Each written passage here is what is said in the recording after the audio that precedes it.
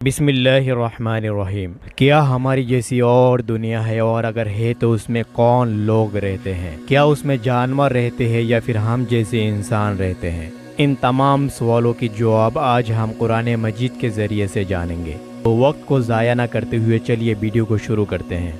सबसे पहले मैं आपको बताना चाहता हूँ कि कुछ मुद्दत पहले साइंसदानों को भी ये यकीन नहीं था हमारी जैसी और भी ज़मीन है, लेकिन इस ज़माने में साइंस इस बातों को प्रूफ कर दिया है कि हम जैसी और भी ज़मीन है, लेकिन इस बात को प्रूफ ना कर सका कि उस ज़मीन में कौन रहते हैं, क्या इंसान है या फिर जानवर। आज हम इस बात को कुरान के ज़रिए से जानेंगे। सबसे पहले ये जानते हैं क्या हमारी जैसी और भी ज़मीन है।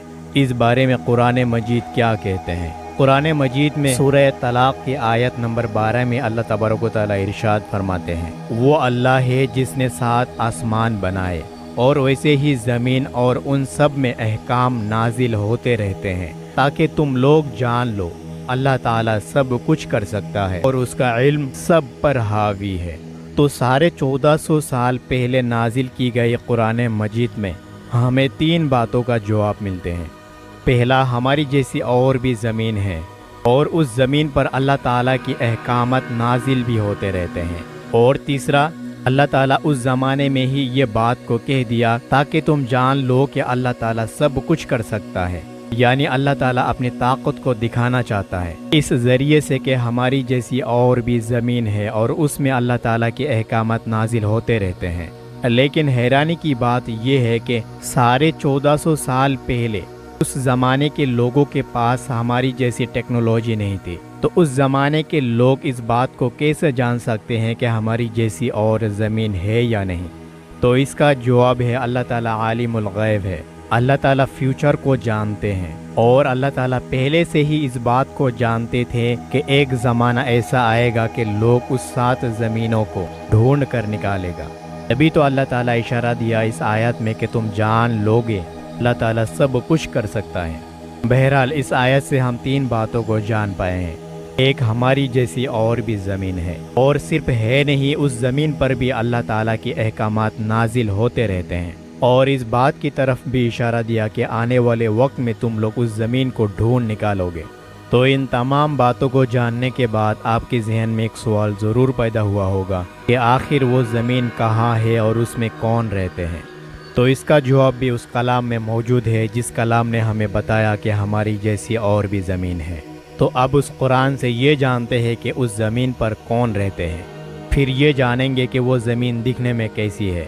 तो हमारी जैसी उस ज़मीन पर कौन रहते हैं, ये जानने के लिए मैं आपके सामने सूरह शूरा की आयत नंबर 29 को रखता हूँ, जिसमें अल्लाह ताला ये इरशाद फरमाते हैं, और अल्लाह के अजाइबात में से ये भी है कि उसने जहाँ ज़मीन व आसमान को बनाया वहाँ उन दोनों में से एक जैसे जानदार पैदा किया। तो इस आयत को गहराई से समझना है। इस आयत में अल्लाह ताला इरशाद फरमाया कि अल्लाह जहाँ जहाँ ज़मीन व आसमान बनाया उन दोनों में एक जैसे जानदार भी पैदा किया। और पैदा किया, इसमें अल्लाह ताला ने कुरान मजीद में जो लफ्ज़ को इस्तेमाल किया वो दाब्बा। और अगर आप कुरान मजीद को देखेंगे तो अल्लाह ताला जहाँ जहाँ पर दाब्बा का लफ्ज़ इस्तेमाल किया वहाँ पर दाब्बा से मुराद अल्लाह ताला जानवरों को लिया है। तो इससे आप अंदाज़ा लगा सकते हैं कि बाकी और ज़मीनों पर जानवर रहते हैं। लेकिन एक सवाल पैदा होते हैं कि अल्लाह ताला जो दाब्बा का लफ्ज़ इस्तेमाल किया वो तमाम ज़मीन व आसमानों पर, और उन तमाम ज़मीन व आसमानों में एक ज़मीन तो हमारी भी है।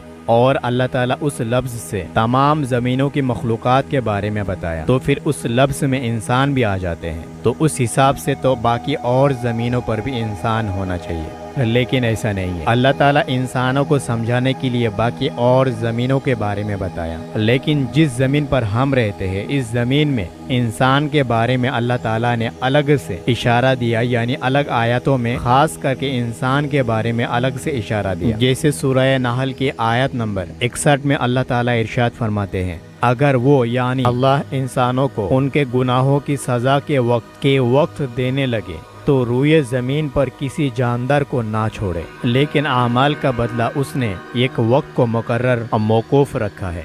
जब वो वक्त आ जाएगा तो ना 1 सात आगे हो सकते हैं और ना पीछे। तो अब ये साबित तो हो गया, दुनिया वाले चाहे कुछ भी समझे, لیکن اللہ تعالیٰ یہاں پر انسانوں کے بارے میں ذکر کیا اور انسانوں کے لیے کوئی الگ الفاظ کو استعمال کیا اور جاندار کے لیے دابہ کا استعمال کیا۔